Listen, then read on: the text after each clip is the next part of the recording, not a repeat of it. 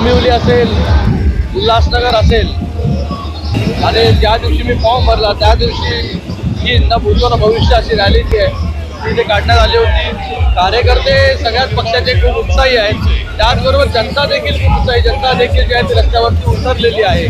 मला वाटतं लोकांचं प्रेम, लोकांचा आशीर्वाद जो आहे हा भरभरून जो आहे तो महायुतीला आहे.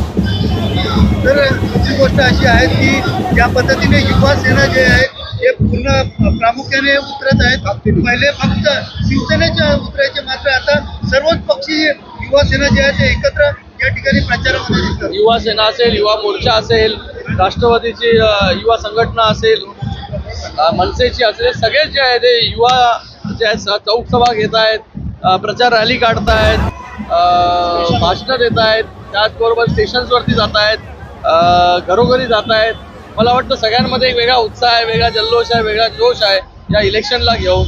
आणि या सगळ्यांच्या मेहनतीने येणाऱ्या 20 तारखेला जे आहे जास्तीत जास्त मतदान जे आहे कल्याण लोकसभेमध्ये होईल आणि एक मोठ्या मताधिक्याने जे ही जागा जी आहे ती निवडून येईल. आज डोंबिवलीमध्ये विनायक राऊत साहेब आलेले आणि मुख्यमंत्र्यांवर आणि भाजपवर सडकून टीका केली आहे. अरे दुसरं काय त्यांना काम उरलंय का टीका करण्याशिवाय?